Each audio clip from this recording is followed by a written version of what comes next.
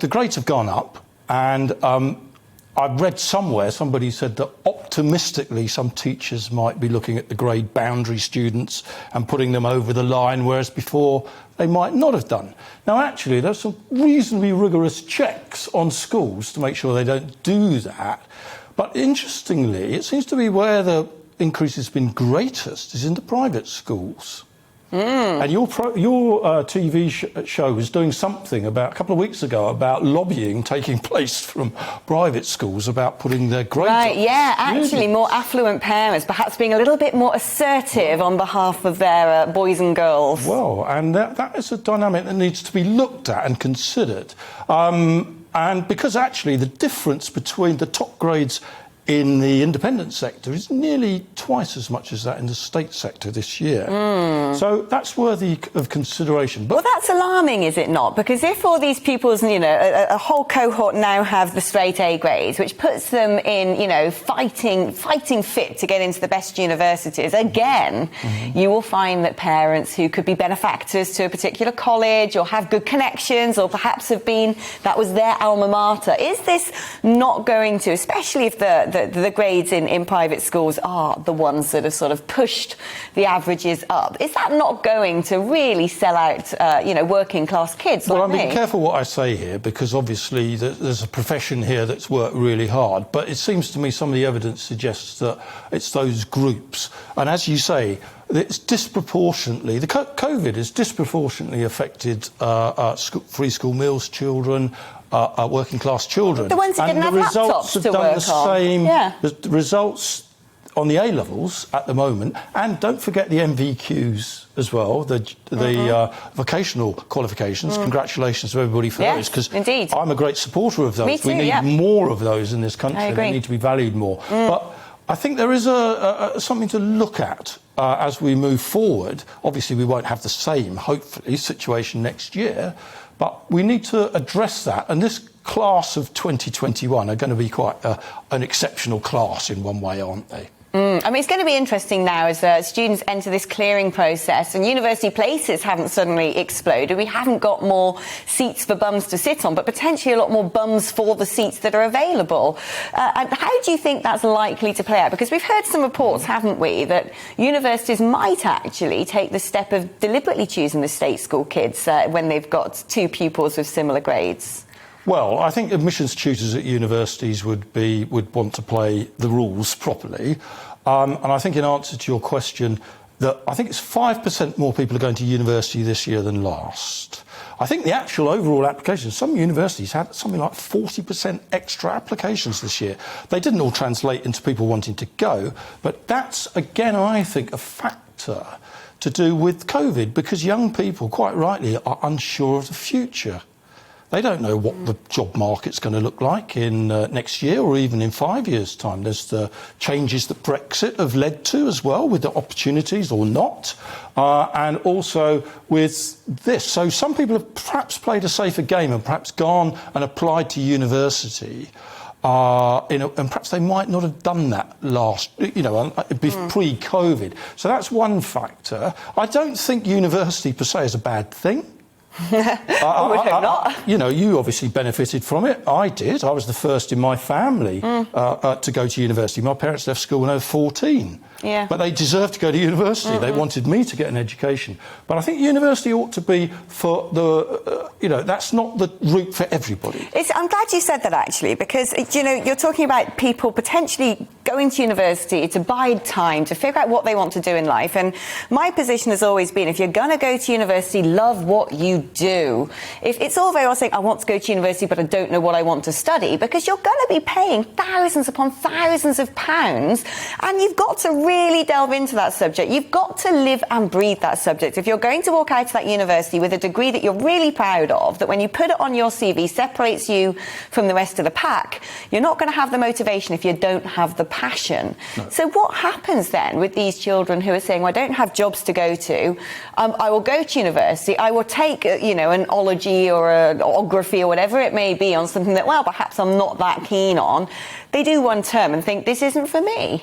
Well, I think the dropout rate at universities, you're right to point that out. That is a concern. I worked in London schools and we did all our best to get students from disadvantaged backgrounds to go to university that deserve to go, and I think that's the problem with the results today. That social mobility has not just Flatlined. Yeah, netlined. It's gone down. It's gone down. And that is a worry, and I think that's why we need to look at that in the future. And if you look at, I think, the results in the North East, they were 10% lower than the results in London. In state schools for the A-levels. So going back to your question about young people, well, university is not just about the subject, it's about learning about a lot yourself. of fun as well. It is a lot of fun and enjoyable, and it gives you a skill set which you can use throughout your life. And you mustn't forget that. It's very important, but it might not be what everybody wants, and what we don't want is a great deal of dropout. I think that universities need to do more. They need to recognise some of these issues. I don't think the universities do enough to support students when they go there. Schools do an awful amount to get them there. I think universities need to think more about that sort of pastoral care, that well-being, to guide young people through what is a difficult time. It's been very hard being at university the last couple of years. Oh, it's been dreadful. I mean, I feel awfully sorry for those students who are shelling out up to £9,000 a year and being locked in their tiny halls of residence to have lessons on a tiny little computer screen. I think it's disgraceful, actually. I think they should be refunded. I think they should be refunded or to get some remuneration back, yes. Yeah. Now, one of the things we're discussing today is whether the value of a degree has gone down as a result of there being so many more courses on offer. We used to have apprenticeships, we used to have polytechnics, which essentially manufactured people ready for the working world. And the accusation now is graduates come out of university, they're not trained to deal with real life, they're actually unsuitable for the workplace. And then there are lots of people waving around certificates with what people might consider, Mickey Mouse diplomas.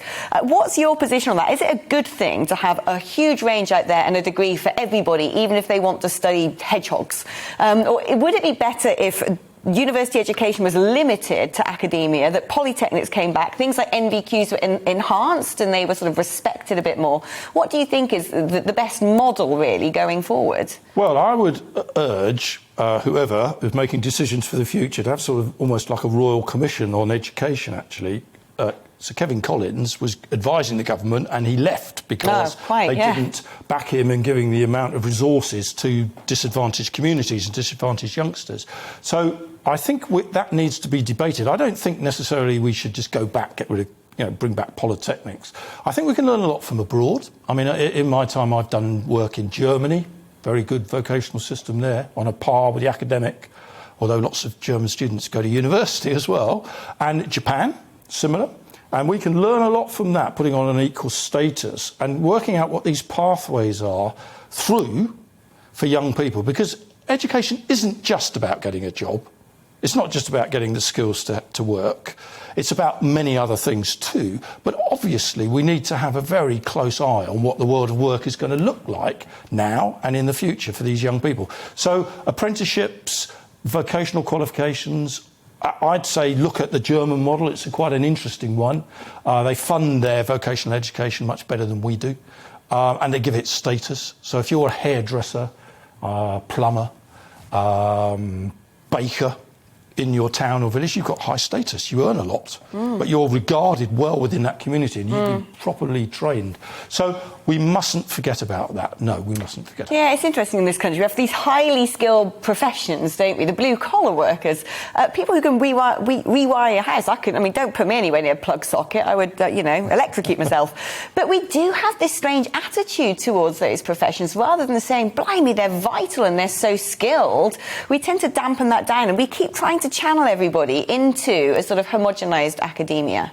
Yes, and sometimes that's a bit of guilt from previous politicians. I think that they've been to university, maybe they're and they want other children to benefit from that. And I'm not saying that's not an important thing, because it is, but it has to be the right choice with the right counselling and coaching and advice. But there are very many other opportunities that I think young people can thrive in and should be encouraged to do. So we need to really take a step back, I think. Today is a good day. It's a good day for education, actually. Yeah. I'm very proud and I'm very pleased. I mean, I know many youngsters that have done well today, and that's really good for them, and that always warms your heart. But we need to look at what the future holds, and we need to look at what we're trying to do with our education system coming out of the pandemic. I think it's a chance, actually, to reconfigure it. That's why I said a sort of royal commission, that type of thing, to have quite a nuts and bolts look at what we're trying to do in this country and improve it for the better. Adam, thank you ever so much for joining me in the studio to talk about this. Wise words indeed. Wish you were my head teacher, actually. You're great. Welcome to the GB News YouTube channel. You can watch us live 24 hours a day, catch up on your favourite shows and join in the conversation in the comments below. Don't forget to subscribe and you'll never miss any of our exclusive content.